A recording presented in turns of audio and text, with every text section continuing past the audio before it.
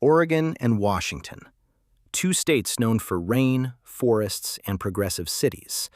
But cross the Cascade Mountains, just 150 kilometers inland, and you enter a completely different world. The rain stops, the forests disappear, the people vanish. Western Oregon and Washington have 10 million people. Eastern Oregon and Washington combined, about 1.5 million. Same states, totally different geography. So why does everyone live on one side of the mountains while the other side stays practically empty? Let's establish the divide. Oregon has 4.2 million people. About 3.5 million live west of the Cascades, in Portland, Eugene, Salem, and the Willamette Valley. Only 700,000 live east of the mountains across a much larger area. Washington has 7.7 million people. About 6.5 million live in the Seattle-Tacoma metro area and Puget Sound region west of the Cascades.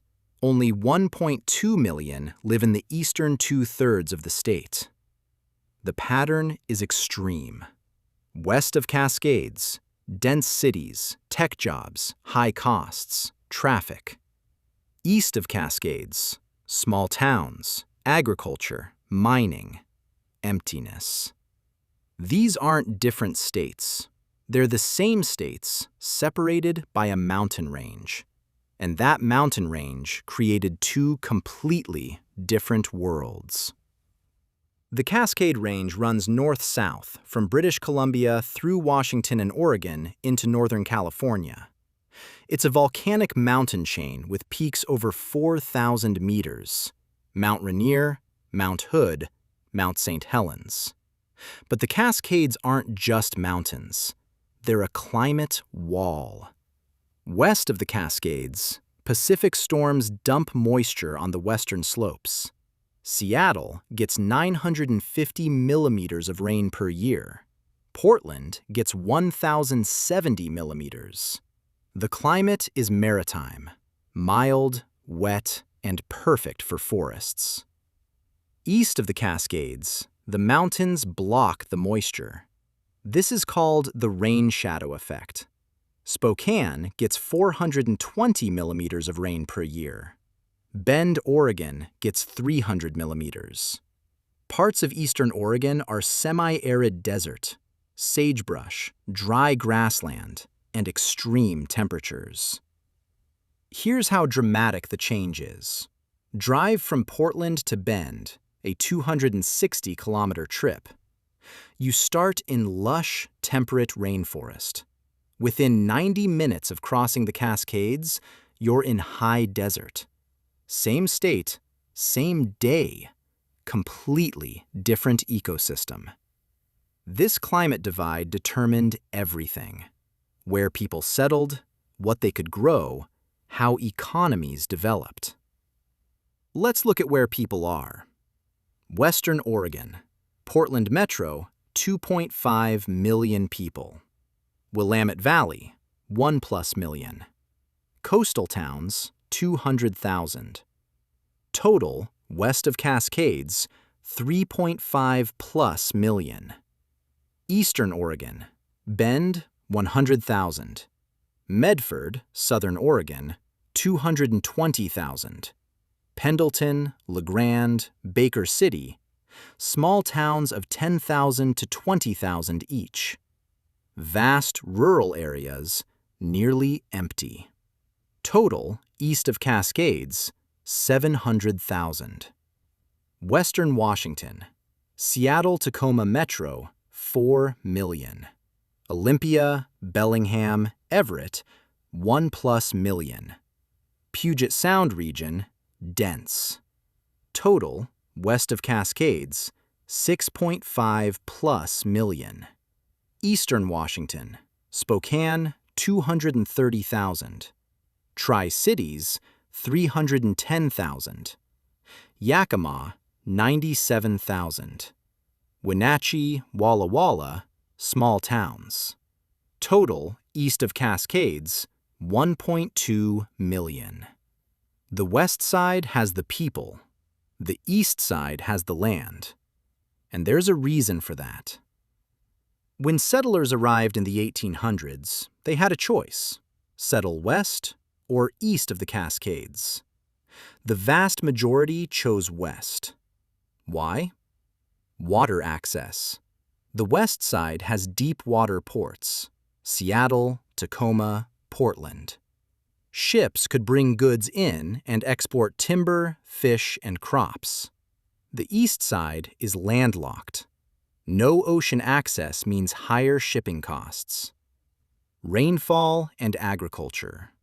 Western Oregon's Willamette Valley gets reliable rain and has deep, fertile soil. You can grow wheat, fruit, vegetables, and hay without irrigation. Eastern Oregon and Washington, you need irrigation, and irrigation is expensive. Seattle and Portland became major cities because geography gave them everything. Natural harbors protected from Pacific storms, rivers connecting interior to coast, mild climate, no extreme heat or cold, timber resources in nearby forests, rail connections east through mountain passes. Eastern cities like Spokane grew too, but they were always limited, landlocked, dependent on rail, harder climate, no natural advantages that created explosive growth. Today, the economic divide is stark. West Side economy, tech, aerospace services and finance, tourism, high-wage professional jobs, median household income, $70,000 to $85,000. East Side economy, agriculture, timber and mining, food processing, some manufacturing, lower-wage jobs. Median household income, $45,000 to $55,000. Young people leave the East Side for college and jobs in Seattle or Portland. They don't come back. Eastern towns are aging and shrinking. Western cities are growing and expensive. Here's a problem people don't realize. Eastern Oregon and Washington depend on water that comes from the mountains. The Columbia River and its tributaries provide water for agriculture, hydroelectric power, drinking water for cities. But most of that water flows west toward the Pacific or north into Canada. Eastern Washington gets some, but not enough for large-scale development. And climate change is reducing snowpack, which means less water in summer when farmers need it most. Western Oregon and Washington get rain year-round. They don't worry about water. Eastern regions are always one drought away from crisis. Geography also created isolation. Look at the distances. From Spokane to Seattle, 450 kilometers, about a 4.5-hour drive through mountain passes. From Bend to Portland, 260 kilometers, about a 3-hour drive. From Burns to Portland, 480 kilometers, about a 5-hour drive through empty desert. Now compare that to the compact west side. Seattle to Olympia, 95 kilometers. Portland to Salem, 75 kilometers. Everything is connected, close, and accessible on the west side. The east side is spread out, isolated, and far from major markets. If you're a business, you locate west, where customers and workers are concentrated. If you're the Cascade Divide isn't just geographic, it's cultural and political. West Side, urban, progressive, diverse, votes Democratic, focuses on tech and environment. East Side, rural, conservative, predominantly white, votes Republican, focuses on agriculture and resource extraction. This creates tension. Eastern residents feel ignored by state governments dominated by Western urban votes. They see environmental regulations that protect forests and rivers as a tax on logging and farming jobs. Western residents see the East as resistant to change. There have been actual movements for Eastern Oregon to secede and join Idaho, the Greater Idaho Movement. Residents argue they have more in common with rural Idaho than with Portland. It hasn't succeeded, but it shows how deep the divide runs. Could Eastern Oregon and Washington ever develop like the West Side? What would it take? Massive water infrastructure investment.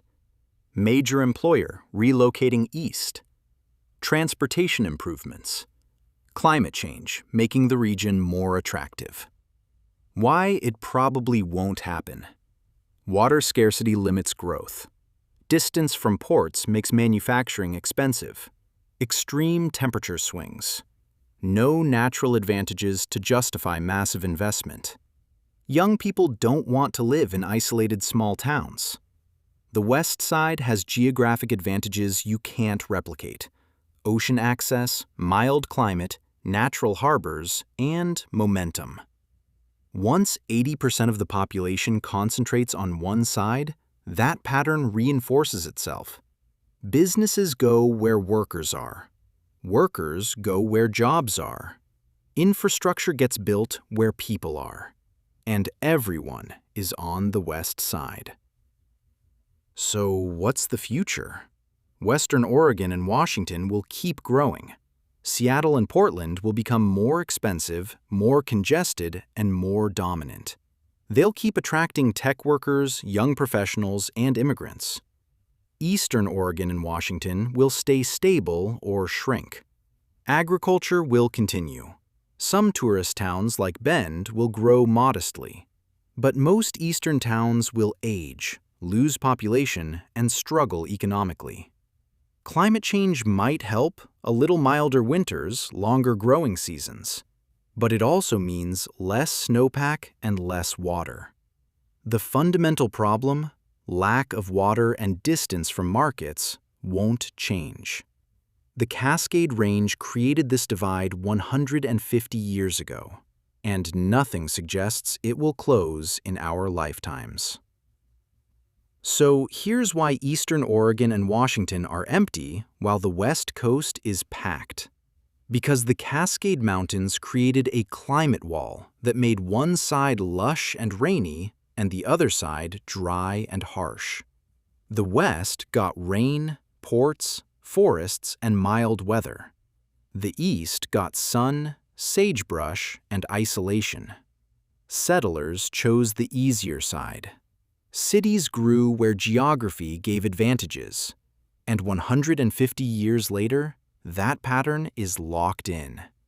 Same states, same laws, same country. But cross the Cascades and you enter a different world, economically, culturally, and geographically. But here's my question for you. If you could get the exact same job you have now, but in Eastern Oregon or Washington, with housing costs 60% cheaper, no traffic, access to outdoor recreation, but also isolation, fewer services, harsher winters, 3+ hours from major cities, would you move? Vote in the comments. Yes, I'd take the trade-off. No, I need city access. I already live in Eastern Oregon, Washington. Bonus question. Should the government invest billions to develop the East Side, or let geography win and keep it rural forever? Tell me what you think. And if you've driven across the Cascades, tell us how dramatic the change actually is.